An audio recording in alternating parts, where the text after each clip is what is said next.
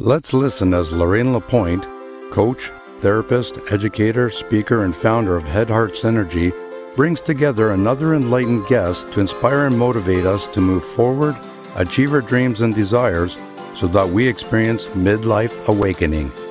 And I'm your host, Lorraine Lapointe.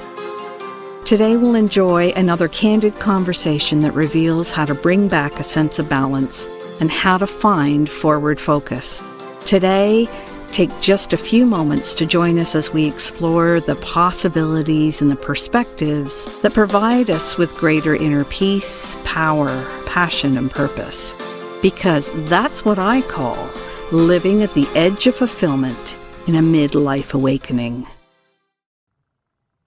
Well, hello and welcome, and it's so good to see you for all of our friends around the world, actually. And this week, we're talking about why people feel alienated and how your decision to follow up can be the elixir that they need to move forward in positive ways, and how following up can create more abundance with ease in your own life. So, you may be surprised to know that some people are more prone to feeling alienated from those around them. And if you're such a person, you probably wondered where this feeling comes from, and more importantly, how to stop it. So let's talk about why some brains are wired a little differently. Some brains naturally have either more or less amounts of a vital neurotransmitter that causes the feelings of detachment. And that neurotransmitter is known as dopamine. It's actually the same chemical that we get addicted to through the overuse of technology. You know, we get a little shot of dopamine every time we check our phone for a new text or a new message, or when we get rewarded when we play a game or see something that's exciting on our screen. That's that little shot of dopamine, you know? And this neurotransmitter plays an important role in the ability for us to connect with each other, to feel the reward of social interaction, and our ability to maintain our own personal space and the space of those around us, because a lack of the neurotransmitter is responsible for forms of anxiety, detachment, and feelings of being alienated from others. So one reason for an imbalance of dopamine is trauma. You know, the kind of trauma that results from a loss of trust or a distorted perception of the world. You know, when something happens to us, often we see things differently or with a different lens is how, and in terms of how we look at the world. And this prevents us from being able to fully connect with others. It becomes like an invisible wall almost. And the trauma can actually result in avoidance and isolation. And so I'm wondering, does any of this resonate with you? You know, because although you may seem to participate in activities with others, there remains this, or there can remain this pervasive sense of aloneness. You know, that leads to a constant craving of connection, you know, like we want to be with others. If you feel like this, you might also feel like no one cares or no one understands you. And this is a painful feeling. It's painful to feel alone and misunderstood. And through our experiences, many know that true loneliness doesn't come from being, you know, by yourself. You can feel alone and disconnected even when you're in a room full of people. And typically, when your dopamine levels are off, your brain only focuses on differences between people. You become susceptible to the lie of those inner saboteurs that whisper in your mind saying, it's pointless to reach out. No one cares. Of course, failing to reach out is also disastrous, especially if you're trying to run any form of business, because business relies on people making connections. It relies on solving problems, satisfying another person's wants, needs, and desires. In fact, it's really This is the basis of all human relationships, is that connection. So it may surprise you to learn that the feeling of being alienated from other people can also come from a place of being overly self-absorbed. By focusing too much on your own feelings, we can overthink. We can immerse ourselves in that negative self talk. And it becomes a form of self absorption when we're feeling like we're unable to make meaningful connections, or we distort conversations. So we might avoid small talk, or we might avoid expressing our own opinion. So our conversations then feel like they lack substance. We lose interest, we don't want to communicate, and you can see that that perpetuates the cycle of isolation and detachment. So the question is, what can we do instead? Well, rather than focus on the negative, we can focus on providing value to others. We can enjoy expressing our opinion and take the time to focus on what unites us with other people. Listen for and offer topics of interest to you and to others, and empathize with others as they tell you about themselves, so that you can better understand their world. And on today's show, our guest, Debbie Hoffman, understands how important it is to consistently follow up, to build better relationships so that you thrive, not just in business, but also in your life. And Debbie has developed a heart-centered approach to following up. And the follow-up helps you remain connected, to create value and to serve others from the heart, so that you don't leave conversations unfinished, or questions unanswered, or comments unresponded to. Today, Debbie will share her wealth of knowledge on the art of authentic follow-up and how that leads to abundance with ease. So we'll talk about how to connect with others in a way that reliably helps people, uh, and helps your potential business income from slipping through the cracks. Because people need to build deep, profitable relationships to get more yeses in their business and find a tribe of interesting, excited, and enthusiastic people to surround themselves with. But before we dive right in, for those I haven't met before, I'm Lorraine Lapointe, and my work is also with heart-centered professionals as I help you discover ways of using your strengths, your gifts, your talents to more effectively serve others. The opposite of alienation and loneliness is found in shifting your thoughts and beliefs so that you can feel more fulfilled and purposeful. And as my clients get stronger and broaden their perspectives, they gain awareness and they see possibilities and opportunities that they didn't see that were available before. And your personal growth and business development is one important reason I reach out through this radio and talk for TV program, so that we can create that inspiring, safe, and sacred space as we explore different ways to allow us to live with greater peace and power and passion and purpose, as I said at the top of the show. So today, whether you're here live or you've come across us later on, we invite you to engage and connect with us as we broadcast here on all kinds of different places through all kinds of different social media platforms. And I invite you to let us know when you find something in the conversation especially curious by simply adding your comment or question.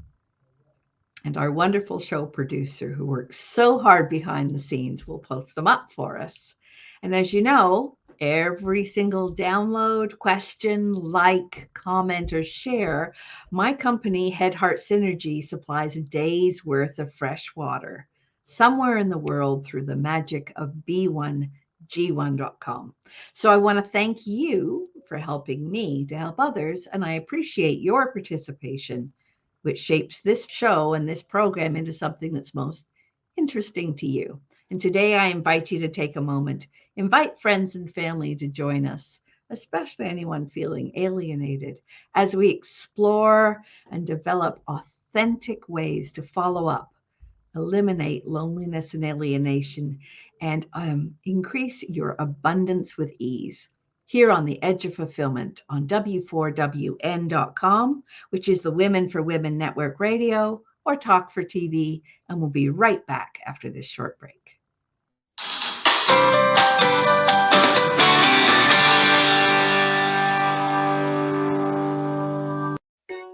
Did you know video is the future on content? There are 3 good reasons why video is the future of content. Number 1, videos are often more engaging than simple pictures or music alone. Number 2, it's much easier to tell your story through video. Number 3, because we love to watch video, they go viral much faster. Hey, notice you're still watching right now. See how well it works. Next time we can play your video here instead. Ask me how. Shine online on Talk 4 TV and W4WN Radio. Hey, are you looking for a brighter future? Wishing for greater calm, clarity, and confidence? What if you knew an inside job was the answer? Your mission: stop the inner burn, gain mental fitness so you get more out of life. Imagine in about 15 minutes a day for just 6 weeks. Come on, we'll show you how. Don't miss it. Just go to www.lorraine.gives/m-fitness and join us right now.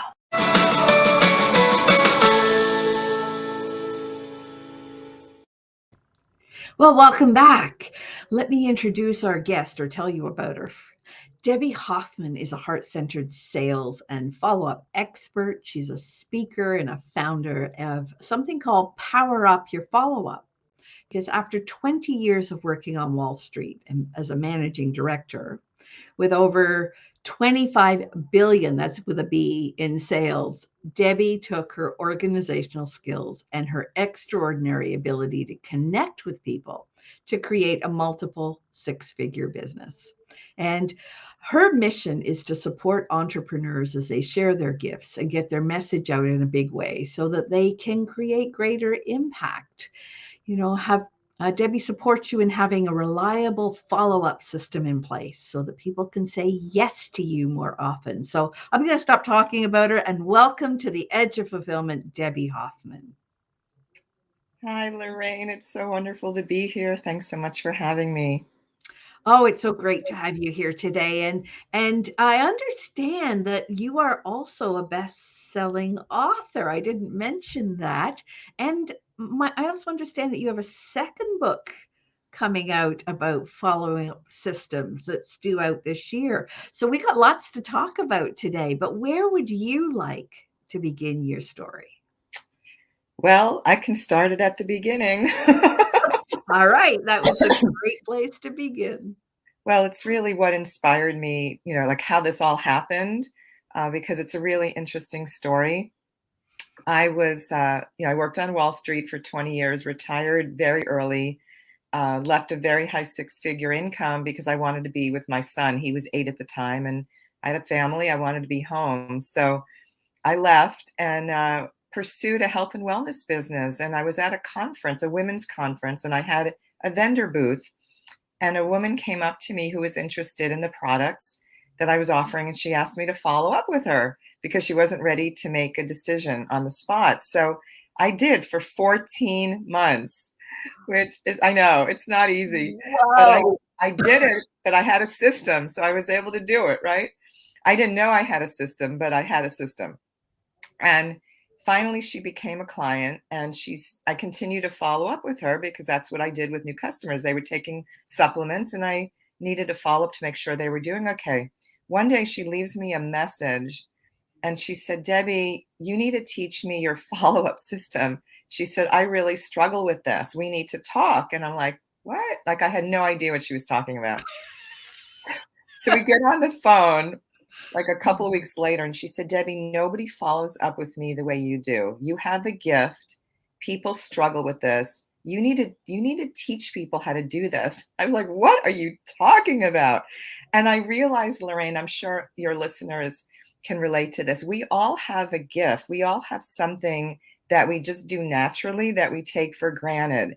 And sometimes we don't see it as anything special until someone outside of us shares that with that perspective. And that's what my friend Tanya did, because I had no idea. I just did this thing and it came naturally to me.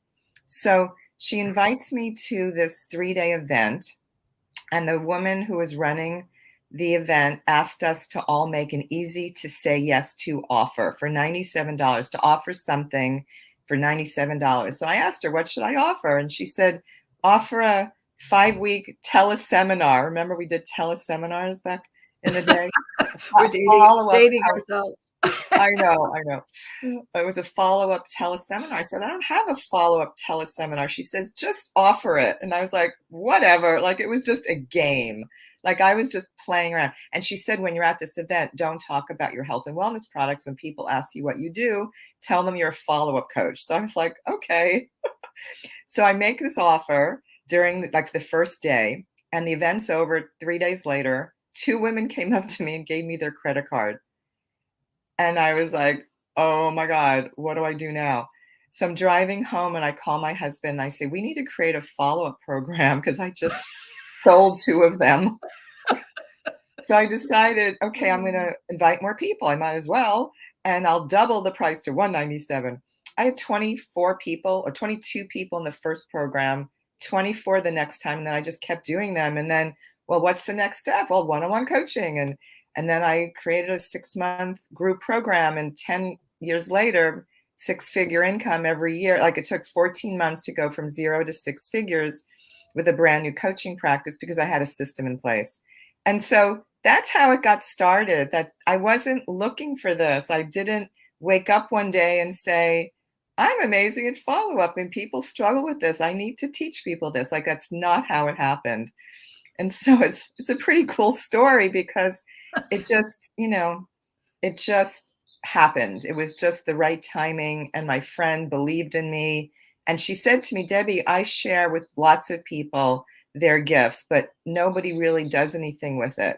Like you did. You heard what I had to say and you took my advice and you ran with it. And I just really appreciate, her. Seriously, if she hadn't said that, I wouldn't be here with you today. It sounds like her gift is recognizing other people's gift, just like Yes. your gift is the gift. Good morning, Sherry. Nice to see you. Good. Your gift is the gift of follow up. Like, you just do it naturally. And I was looking into and doing some research for this show about why people don't follow up. Oh. And that's when I was talking about that sense of alienation, that sense of disconnection, that sense of, like, business owners, entrepreneurs have it as well. Good morning, Erica. Good to see you. That sense of, like, why don't we follow up? Why don't we value that reconnection, that sense of, and that's when I discovered the dopamine connection. But I would love to get your take on what you've noticed over the years. Well, there's lots of reasons why people don't follow up, and I've kind of boiled it down to a few areas. One is one of the biggest things is that, and it's all kind of connected. There are all these fears and limiting beliefs and stories that people make up around follow-up and sales. Like, I don't want to be salesy and pushy. That's like the biggest one, right? So they feel that when they follow up with people, that they're bothering them, they're going to come across aggressive and salesy and pushy. And I totally relate to that because, can I share a quick story here about my experience? Absolutely. Thank you. So I came out of Wall Street. I was super successful there, but that was an aggressive, salesy, pushy environment. And it was part of the culture and it was accepted. It was just the way people were. So I come into this entrepreneurial world and I'm showing up at networking events and I'm coming across in that same way. I can identify, it means so much when it resonates with your clients. Yeah, so I was coming across in this really similar, aggressive, pushy, salesy way. And I'll never forget, I showed up at this event one day and I was desperate because we had just gone through bankruptcy. We lost our home. My husband was a high-end custom home builder. We lost all of our properties. So I was there like desperate. And I put on my smiley face and I thought, okay, I'm not going to let anybody know. Because back then, nobody talked about foreclosure. Now everybody talks about it. But back then, it was really an uncomfortable, humiliating thing to experience and talk about. So I put a smile on my face. But when you have that desperate energy, when you're attached to your agenda and to the results that you want to achieve, people feel that. So I was walking over to these women and they saw me coming and they actually turned and walked the other way. And they're probably thinking, oh, here she comes again to talk to us about these products. And I was devastated, like, what's going on here? I had no idea, Lorraine. And finally, I had that aha moment that I was attached to my agenda. Like, I was coming across with these same, salesy aggressive, in a salesy aggressive way that served me well on Wall Street. And I did a whole turnaround. Like, I need to show up in service to these people, see how I can help them, let go of my agenda, and everything turned around. And that's when I went from 0 to 6 figures in 14 months with a brand new coaching practice. So that's what I teach my clients. Like, I made all the mistakes. I did everything wrong.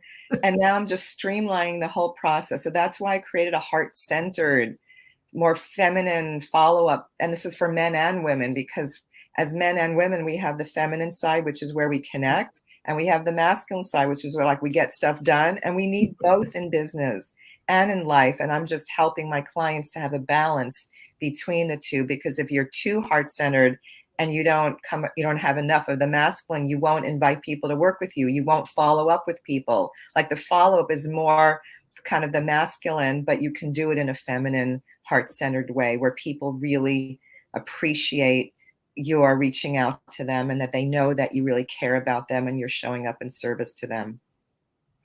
Well, and I'd love to dive into the details of this, because I think it is so important. There are so many people out there who are desperate for connection, are desperate for wanting to reach out to people, who want others to reach out to them because they don't have the confidence or they don't know how. And so this is where I see follow-up being so important. You have that initial connection, but then what? Yeah. So can we talk about that? Can we dig right into that? Because I think our there viewers was and listeners would one love thing it. I wanted to share, though, because you were starting earlier about why people don't follow up. And so there was a couple more things. It was the limiting beliefs and the fears and the stories we make up. Oh, they're not interested, or I don't want to bug them, or they're too busy. And the other big thing is that people are not prepared with what they're going to say and what they're going to do. They don't have a process in place, so that they lack confidence. And the people tell me this all the time. I don't follow up with people because I don't know what to say and I don't want to blow it. So I just don't even call at all. Right. So that's a big, big deal for people. So that's why I really work with my clients on how to be prepared for every step, so they know what they're going to do and they know what they're going to say. And then they're more confident. And then they put out an energy that makes them more magnetic.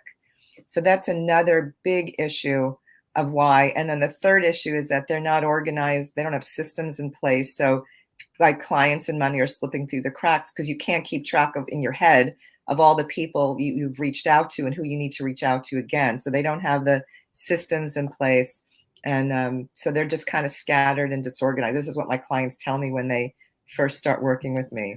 And there's nothing worse than feeling scattered and disorganized. The worst. Because it sucks your energy. It does. So those are the three key areas of, key reasons why people don't follow up.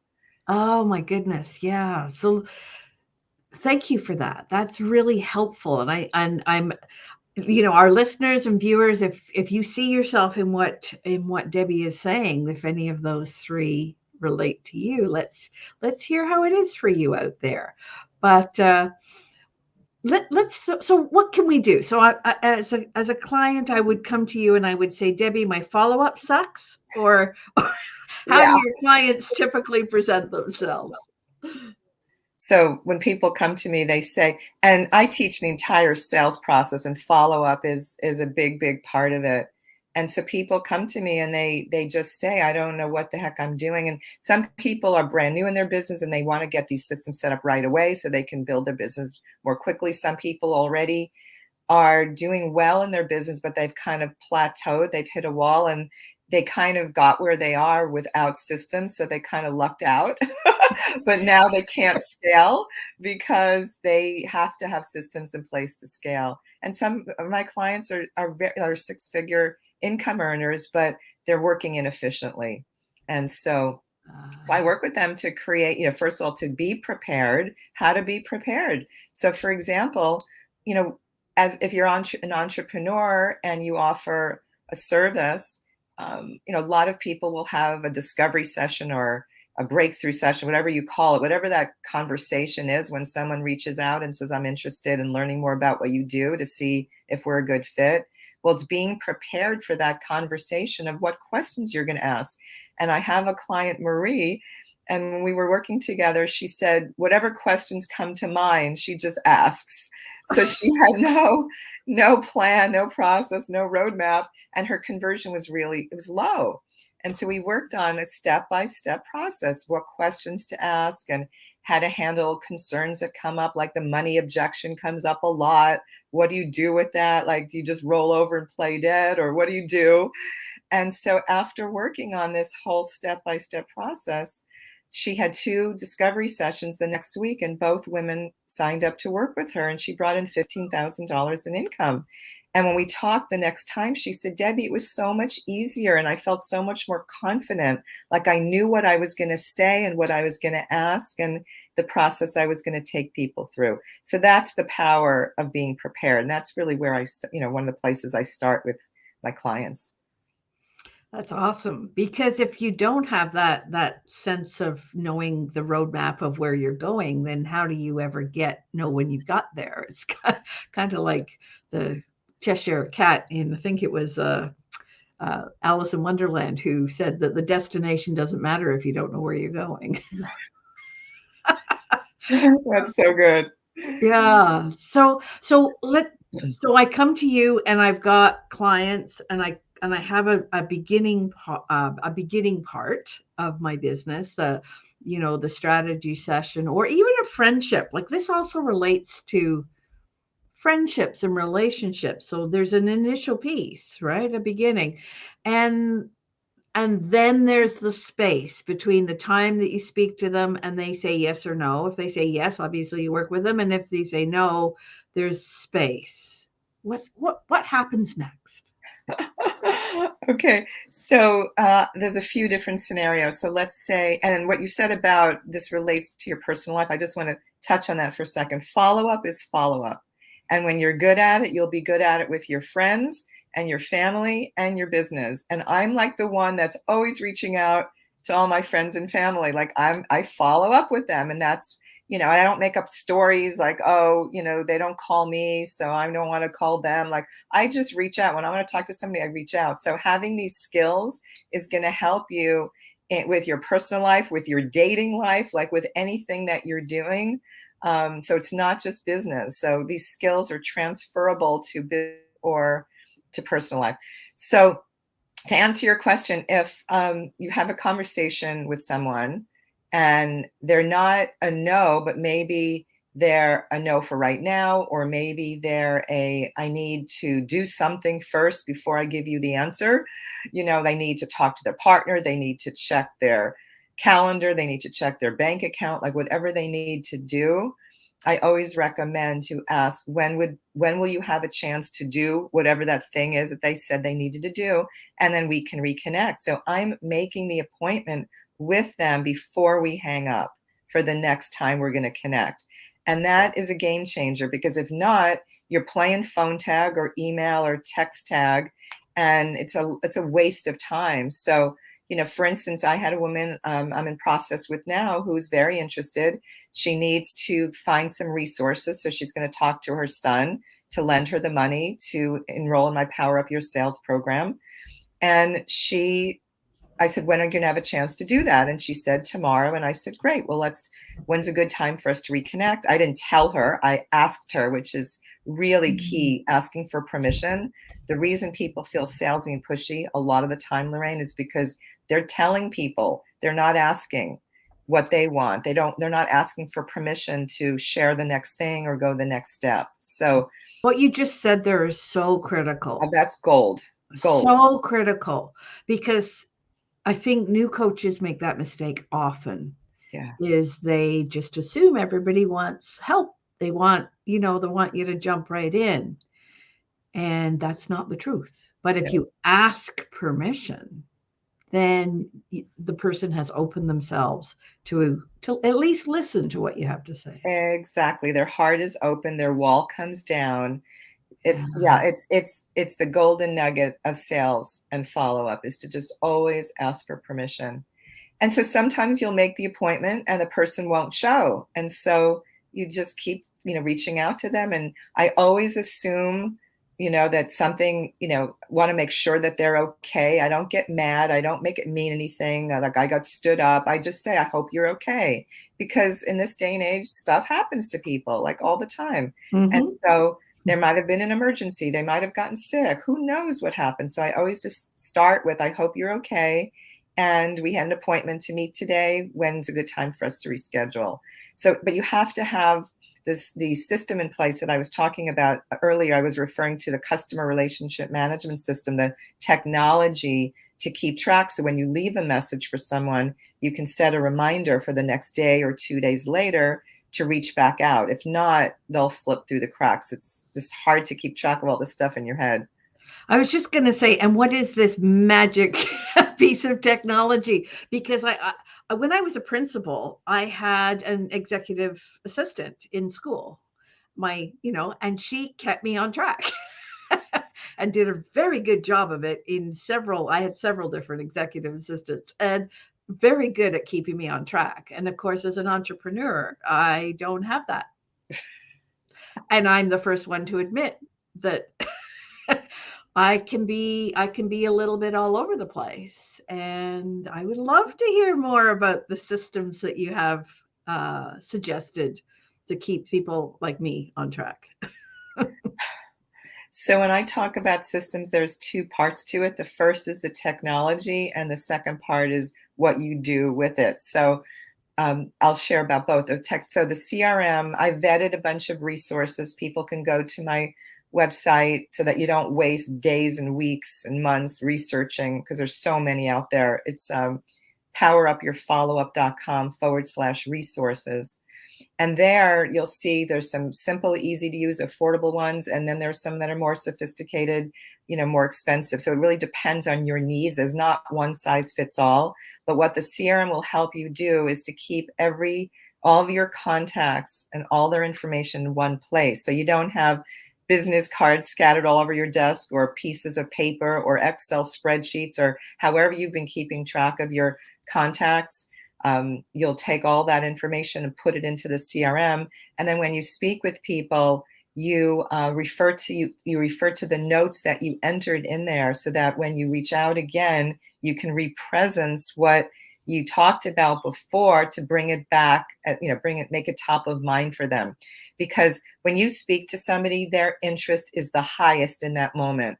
When you walk away and time goes by, their interest just drops. Life gets in the way, they get distracted. So you need to represence what the struggle was that they were dealing with, what they said they were looking for support with, and how you could help them. So the CRM helps you with all of that. And then you set the reminder for the next step. And some CRMs will have like a pop-up. Some will send you an email or a text reminder, like time to reach out to Lorraine about XYZ, right? So that's going to help keep you on track. And then you can create templates. So I'm sure all of us as entrepreneurs have an email like that we send out over and over and over again, a very similar email.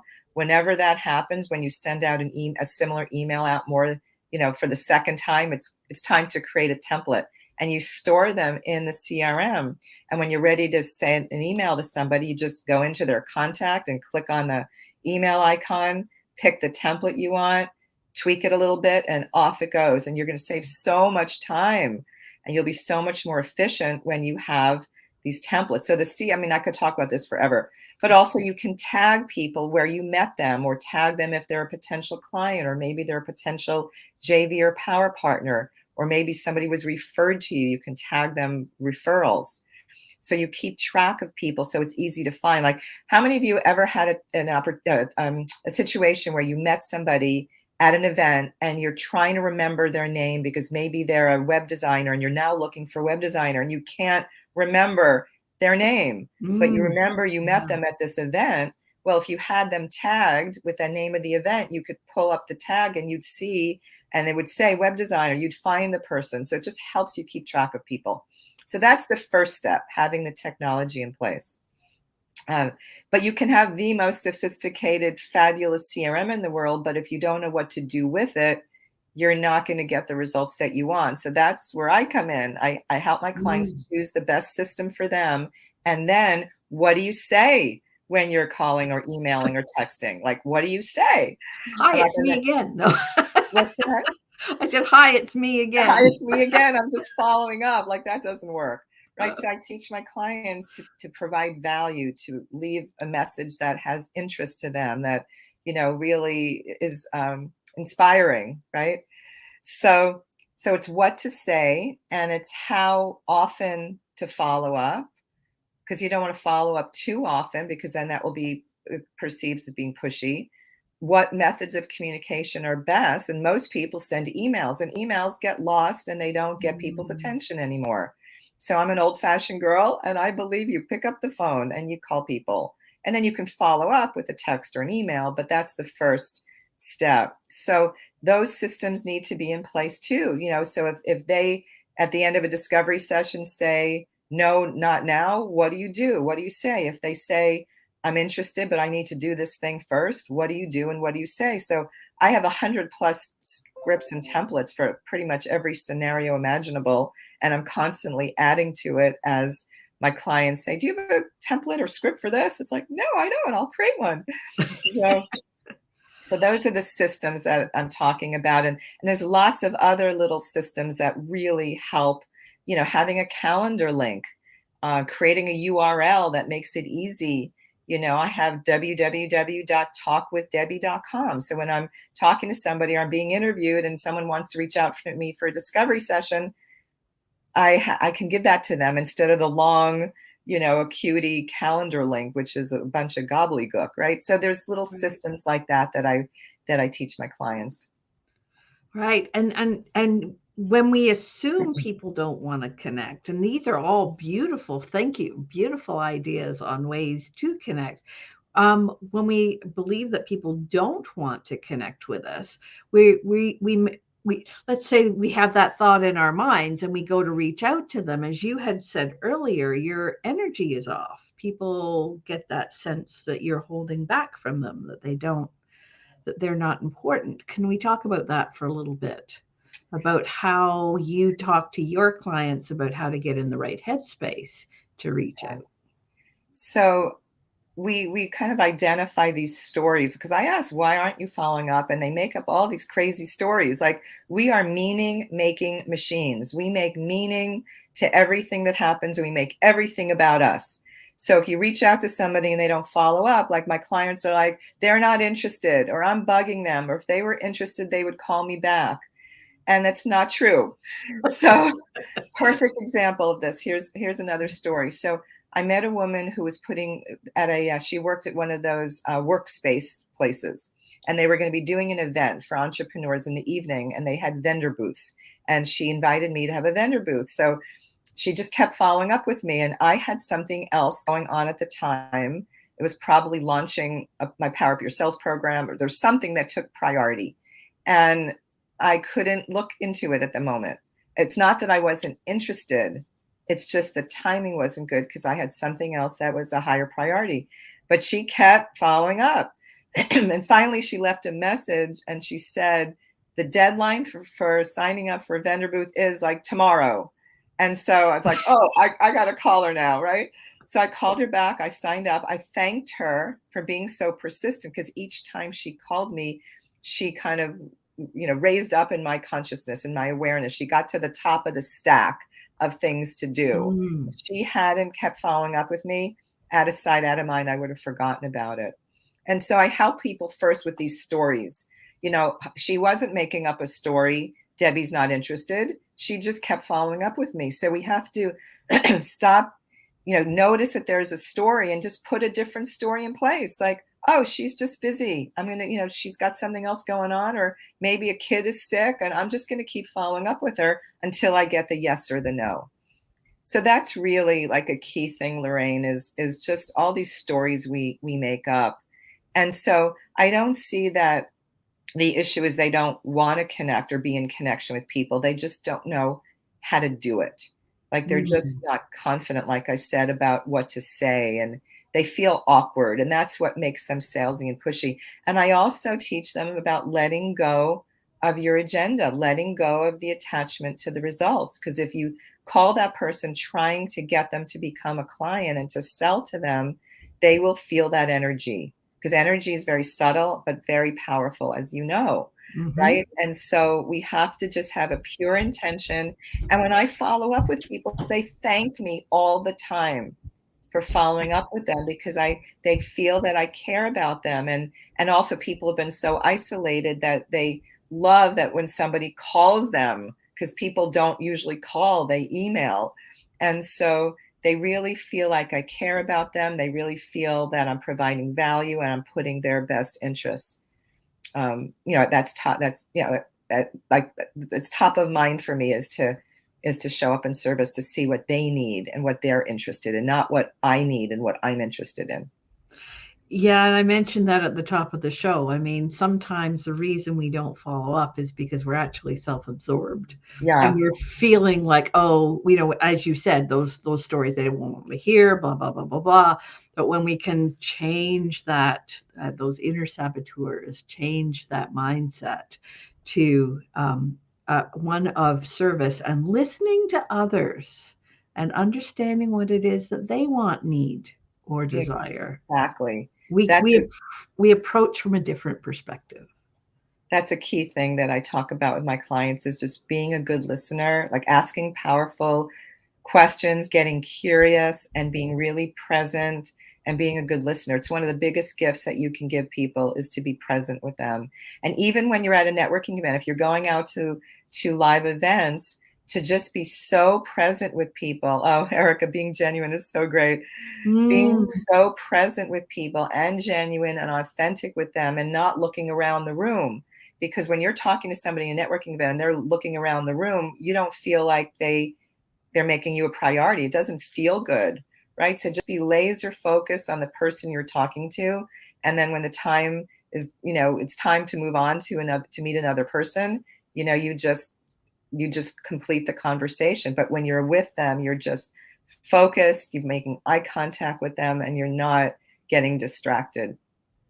yeah, and I love what you just said there, when it's time to move on, and we've only got 1 or 2 minutes left. So, would you like to end the show with when it is time to move on? Like, at the end, you've had a conversation, when it's time to move on, what's your advice about how to do that? Well, when you're networking, the whole point is to meet as many people as you possibly can, but to also be with people long enough to create a connection. So there's a Mm, balance. So as soon, like if you meet somebody, you think there's a good connection for you to collaborate, for instance, you just want to make the appointment right then, right? And then say, it's been so nice meeting you. I can't wait for us to connect next week. And I know you want to meet some more people, as I do as well. So we'll, have fun, and I'll see you later, right? So it has to be long enough that you've created a connection, you've learned about each other enough to know, yes, we want to get together, or no, we're not a good fit. Or maybe somebody's leaning in, interested in being a client, finding out what you do for them. Like maybe they're leaning in because they're interested in getting support. So you have to just use your intuition and know when it's time. But you don't want to spend, your whole time with one person. The whole point at the networking events is to meet as many people as you can, and then have follow-up meetings for coffee or tea or drinks or whatever, where you'll deepen the relationship. And that's where the follow-up comes in. So when you first meet the relationship is just getting initiated. The follow-up is how you're deepening that connection, nurturing that relationship step by step. So you're going to get to know them more when you meet with them for coffee. It doesn't have to be there on the spot. and I love that, because that also relates to dating and other relationships. I mean, people walk around like, "Are you my person? Are you my person? Are you my," like, stop it. I know. So that's another quick thing, is to don't go to events looking for clients. Go looking for people you're going to partner up with. Like you and I have partnered up. We have similar clients and we're supporting each other. We're going to both in the long run have so many more clients signing up to work with us versus us just going to an event looking for a client. Yeah. So it's a whole different mindset shift around networking. I love that. Thank you, Debbie. And in the last moments, is there any message that you have for our listeners that you haven't been able to deliver at this point, or how can they best contact you to follow up? So you're here because you have a gift to share with the world. And if you're an entrepreneur, my mission is to support you, to share your gifts and get your message out in the biggest way possible so that you can impact the lives of so many people. There's my website, powerupyourfollowup.com. If you want to get in touch with me directly, there's a contact form there, but you can also email me at debbie@powerupyourfollowup.com. But if you're here to make a difference and you have a gift, please reach out, because if you don't have the sales and follow-up piece in place, you're going to be the best kept secret, and it's going to be more of a struggle to grow your business. My whole, system is about, growing your business with ease and grace, like to have it be simpler and easier and not so much of a struggle, right? So it's just essential. You can't build a sustainable business and impact a lot of people's lives without a sales and follow-up system in place. That's awesome. Thank you so much for such insight and for all that we've covered today. I really appreciate you taking the time to be on the show today and to offer our listeners and watchers so much gold, so much wonderful wisdom. Well, thank you so much for having me. It's been such a pleasure. Thank you for being here. And as I say at the end of most shows, I am your host, Lorraine Lapointe. And I am, my company is Head Heart Synergy, reminding you that you are at the edge of fulfillment. And when we're there, we always have a choice. We can stay on the edge, getting what we've already got, or we can become courageous, reach out, follow up, and move just beyond the edge to get what you really want. And we'll see you next week. Bye.